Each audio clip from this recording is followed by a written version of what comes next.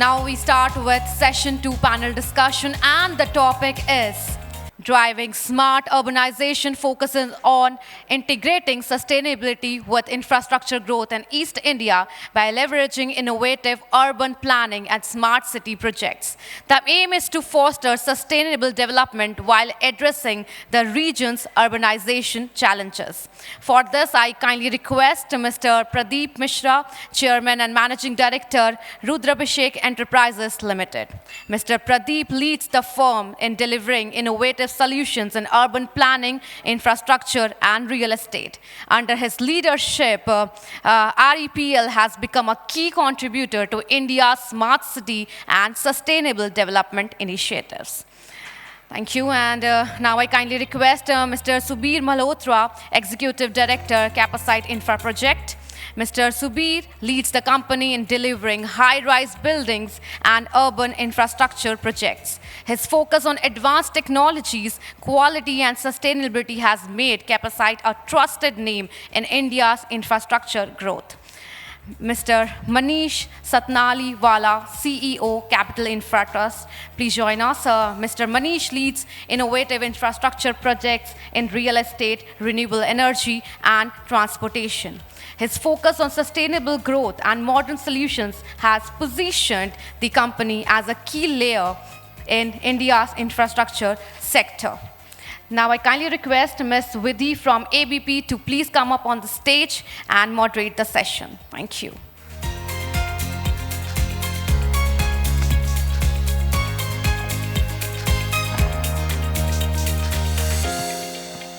Good morning, everyone. So ABPLIVE India Infrastructure Conclave, it's a platform that is bringing together experts, industry leaders, policy makers. We're talking about the transformative opportunities in infrastructure and urban development. Our focus is India, and our special emphasis is on the eastern region of India. This is the East edition of India Infrastructure Conclave. And in this session, today we're discussing how we can explore how the eastern region can balance rapid infrastructure growth with sustainability. And in this session, we're joined by Mr. Pradeep Mishra, CMD Rudra Abhishek Enterprises, an expert in urban planning and consultancy.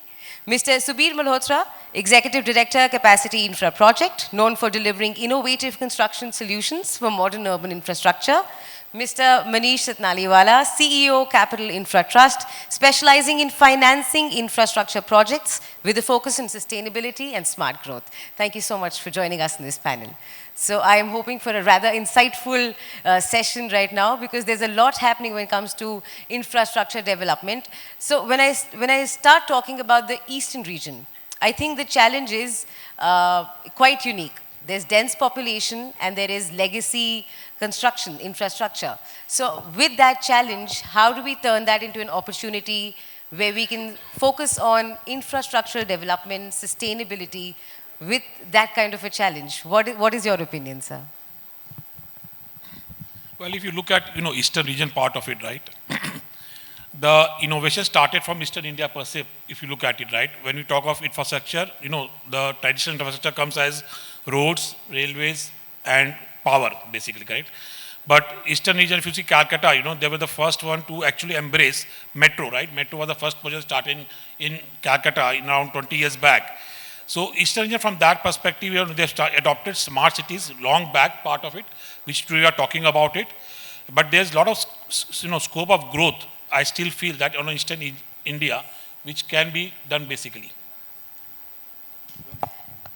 Yeah, if we see from last 70 years, gradually migration from the rural area to the urban area is increasing.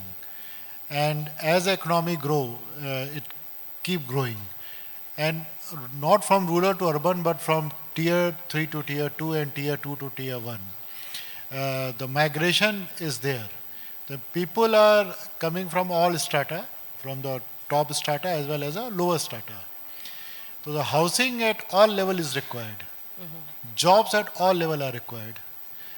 Internet is now as important as electricity and water. Correct. If you have to run your organization, if you have to work, you need net connectivity. So city urban infrastructure is very different than the national level infrastructure. But that should be modern enough, good enough to help in generating the jobs. So, redeveloping or replanning the tier 1, tier 2 and tier 3 towns, connectivity between tier 1 and tier 2 and tier 2 and tier 3, flow of economy between these urban centers are very important, and eastern part of India, they are having very vibrant and well-planned tier 2 as well as tier 1 towns. Bhubaneswar is one of the town which is well-planned. Cuttack is old city. West Bengal, there are number of large cities, Kolkata and Siliguri and other big cities. But to harness that potential, it still required a lot of work to be done. It is challenging, and we're hoping to learn what are your examples, what are your insights that everybody can learn from. What is your opinion? So we had a site, and we were constantly getting labor in, and constantly the standard retort was labor is moving out. Labor आ रहा है, 4 दिन बाद पता करें labor जा रहा है वहाँ से. अरे क्या हो रहा है यार? Why is the labor not looking at site? And you know what the response was? Sir, the internet connection is not good at site. So internet has become as important as water and electricity for the site. Leave aside what companies like us depend on backbone of infrastructure as internet. It's what the labor is now demanding at site. But now to come down to the more serious aspect of it, when you talk about dense legacy infrastructure happening for housing, you have to bank upon technology. There is no other alternative except technology that can take you through this path. We can talk about sustainability, yes, but sustainability has to have a backbone on technology. Let me give you a small example. We are doing at the moment one of the biggest slum redevelopment projects in Mumbai. It's the whole redevelopment of BDD chawls, maybe jails during the British times, which are now being redeveloped as, you know, housing for low cost under PMAY. Tata Projects and us have a JV for more than 13,000 crores at that project over there. And it has technology inside out. The kind of formwork that we use at site gives us 5 slabs a month.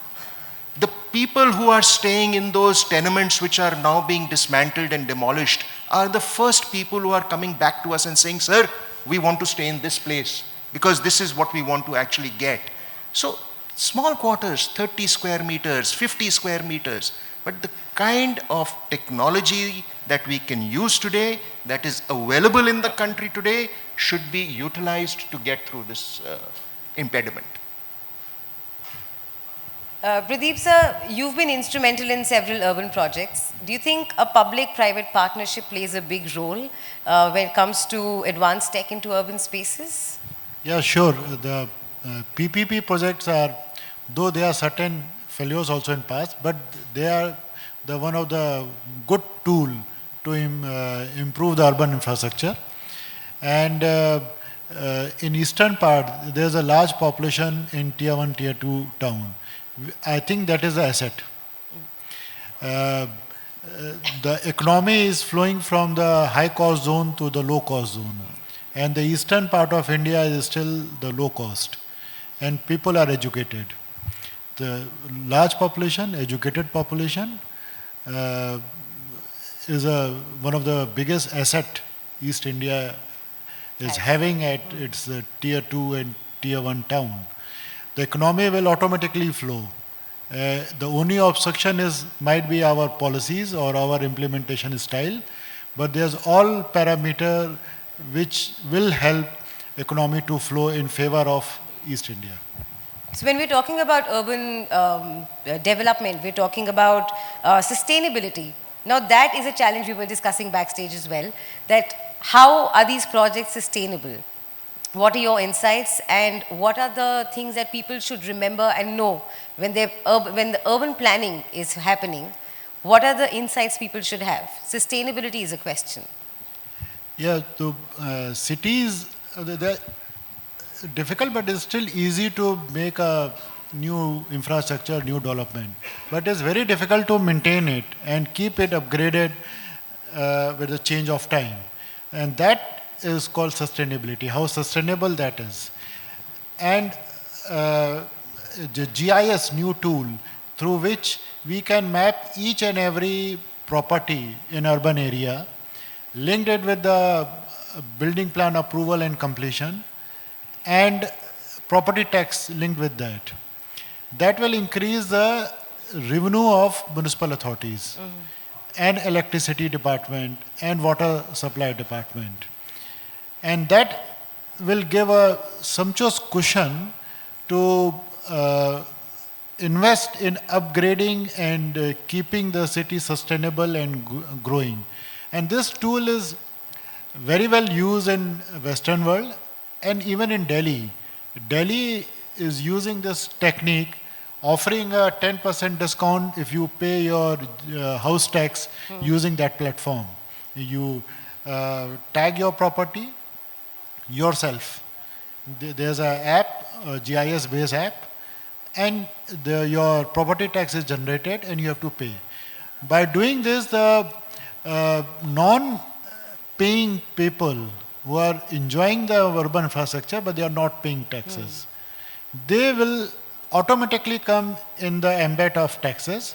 So it will behave in the same way like GST happened.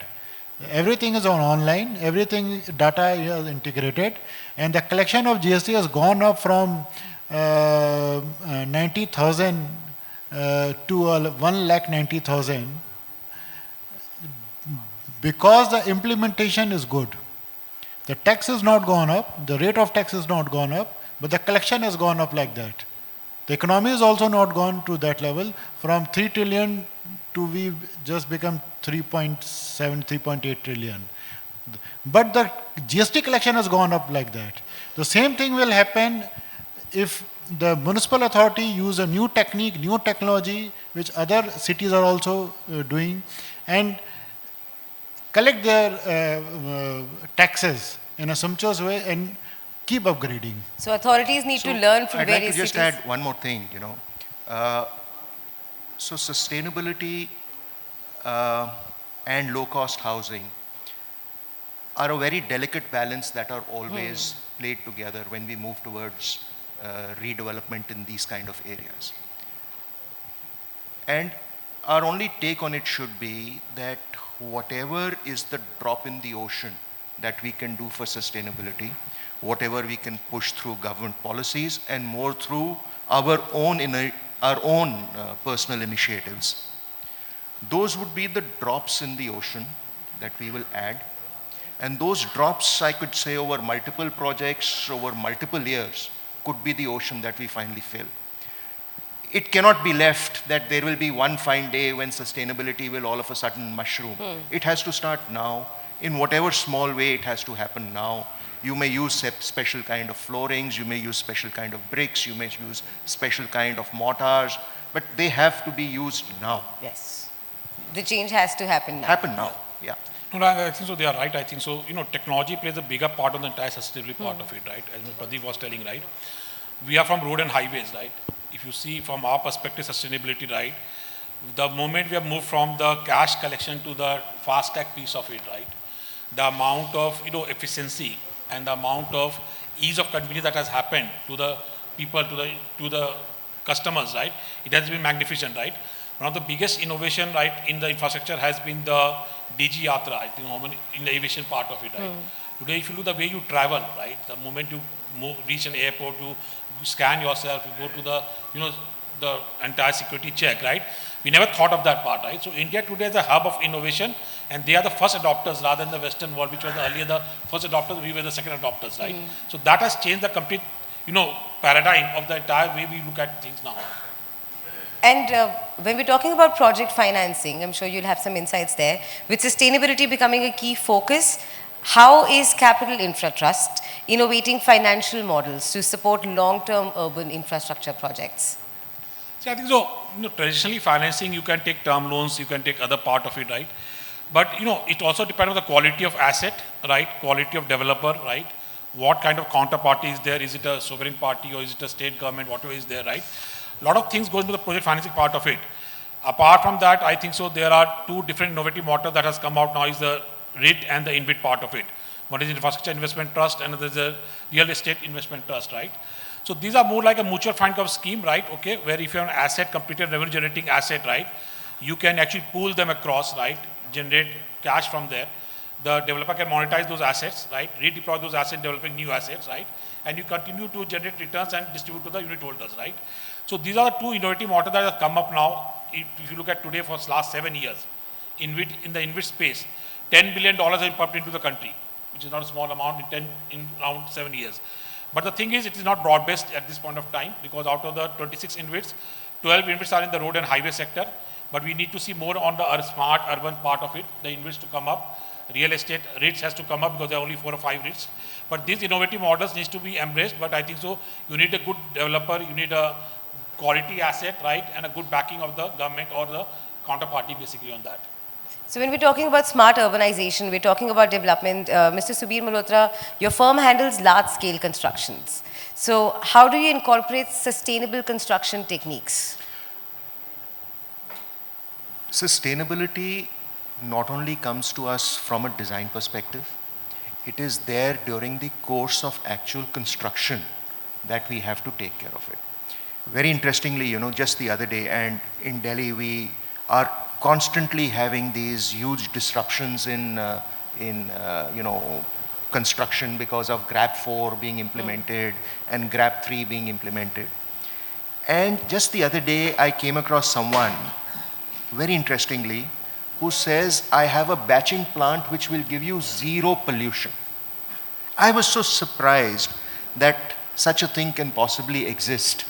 So sustainability, not only from a perspective of design, on the quality of material that you're using, on the type of material that you're using, but also how you're actually going across non-polluting construction is how it can easily be planned out. Those, I may be sounding repetitive, but those technologies are already there. People are working towards those technologies over here. And that is where we should only bank upon. And trust you me, they are not a big factor as far as cost is concerned. It's only, I think, a matter of, getting some platforms like these together, showcasing those precise technologies and products which are available in the country today, and leading them on to the user. So everybody talks about urbanization, smart urbanization. We want infrastructure development. We want technology to come in. But is the policy supporting? You have insights there, but do you need policy changes? Does the government need to help you with certain policies to implement certain changes? Well, let me answer that before I know, he can answer it much better than I can, but in my own limited opinion, I think the government is doing its fair bit for it. There was a time when there was a huge cost differential between products which were, so to speak, sustainable and the regular run-of-the-mill products available in the market today. And that delta has only decreased as we speak over the period of time. I think, like what we are saying on this platform is, the challenge is more towards actually maintaining sustainability as to what he is saying, rather than actually bringing it on board and constructing it. I think you would like to add to that. Yeah, sure. So there are two parts. First part is what he said, that what technology and what material we are using to build the various infrastructure or buildings of that city. And then second part is how we are maintaining it. Will that building or that infrastructure is sustainable? Will that last for 5 years or 15 years or 50 years? How sustainable that is? Yeah, that has to be part of a plan. Yeah. So to make that sustainable, first thing is that the user should have that mindset. अगर हमको अपने शहर को साफ रखना है तो वो तो सिटीजन को करना है, गवर्नमेंट नहीं करेगी. हम ही अगर कूड़ा फैलाएंगे तो we can't expect कि गवर्नमेंट आए और हमारा कूड़ा उठाए. हम कूड़े का डब्बा रख सकते हैं लेकिन फेंकना तो कूड़े के डब्बे में है ना. तो Responsibility citizens की है, correct. तो टू मेक सिटी सस्टेनेबल, साफ सुथरी सिटी हो, इंफ्रास्ट्रक्चर वर्क करता हो, ड्रेनेज वर्क करता हो, that is the citizens are equally responsible as far as a government is responsible. And then the second part is keep improving that part, because everything has a shelf life. You have to either replace it or change it or upgrade it in a frequent interval. For that again you need money and you need mindset. If you have both, then if you go to any good city in if you see Singapore, वो हमेशा नई लगती है.